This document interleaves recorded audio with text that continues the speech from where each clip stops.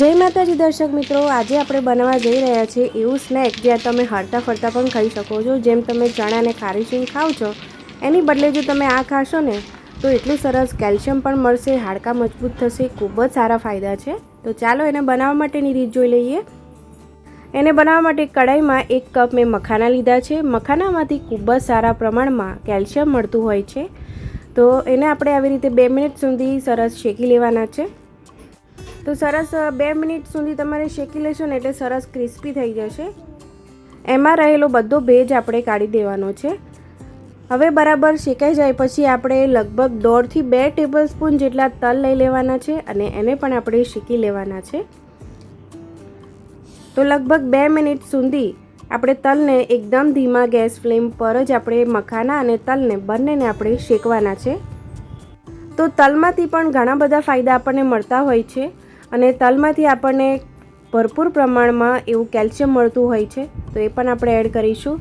હવે આપણે તલને કાઢી લઈશું અને કડાઈમાં 1 ચમચી જેટલું આપણે ઘી લઈ લેવાનું છે અને ઘીની અંદર આપણે ગોળને શેકીશું। તો 1/3 કપ જેટલો મેં અહીંયા ગોળ લીધો છે અને અહીંયા કોલ્હાપુરી ગોળ લીધો છે। જો તમારી પાસે દેશી ગોળ હોય ને તો તમે એ પણ લઈ શકો છો।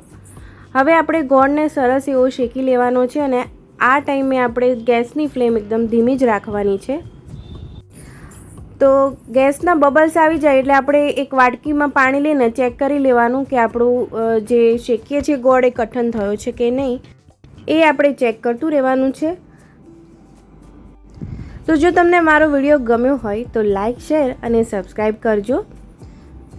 તો તમે જોઈ શકો છો કે આપણો ગોળમાં ઘણા બધા બબલ્સ આવી ગયા છે। હવે આપણે એક વાડકીમાં પાણી લઈને ચેક કરી લઈશું। તો થોડુંક એવું 1 ટીપા જેટલું જ આપણે લઈશું અને એક વાડકીમાં પાણી લઈને અંદર ચેક કરીશું। તો એનું ટેક્સચર એકદમ જો કડક ભાગી જાય એવું થાય ને પછી જ આપણે આપણા મખાના અને તલ એડ કરીશું।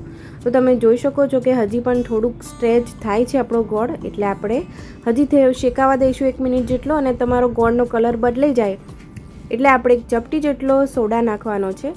તરત હલાવી દઈશું। હવે તરત જ આપણે આપણા તલ અને મખાના એડ કરી દેવાના છે અને સરસ એવું મિક્સ કરી લઈશું। 1-2 જેવું કોટિંગ આવી જાય ને એના ઉપર ગોળનું, ત્યાં સુધી આપણે એને શેકાવા દેવાનું છે અને જેવા આપણે મખાના અને તલ એડ કરીએ અને થોડુંક હલાવીએ પછી આપણે તરત ગેસ બંધ કરી દઈશું, જેથી આપણું જે ગોળ છે એ વધારે પડતો શેકાઈ ન જાય। બરાબર મિક્સ કરી લઈશું અને હવે ગેસ બંધ કરી દઈશું અને ત્યાં ગેસ બંધ કર્યા પછી પણ 1 મિનિટ સુધી આપણે બરાબર મિક્સ કરવાનું છે, જેથી એનું જે ગોળનું કોટિંગ છે એ સરસ મખાનામાં કોટિંગ થઈ જાય, તલ અને ગોળ બંને।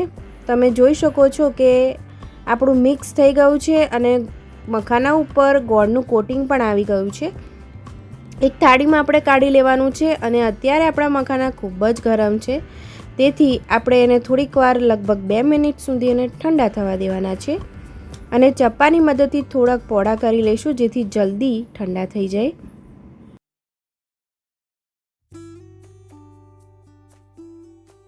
1.5-2 મિનિટ પછી આપણા થોડા મખાના હાથને અડાય એવા ઠંડા થાય એટલે આપણે આ રીતે એક કરીને છૂટા કરી લેવાના છે, જેથી આપણા મખાના છૂટા રહે। જો છૂટા નહીં કરીએ ને તો આ જ રીતે એક જથ્થામાં બધા એકબીજાને ચોંટી જશે અને પછી કડક થયા પછી ઉખાડીશું તો મખાના તૂટી જશે। તો આ રીતે તમે અવાજ સાંભળો છો ને કેટલા સરસ ક્રિસ્પી બન્યા છે। તો આ રીતે તમે ઘરે ચોક્કસ ટ્રાય કરજો, ખૂબ જ ટેસ્ટી લાગે છે। આવજો।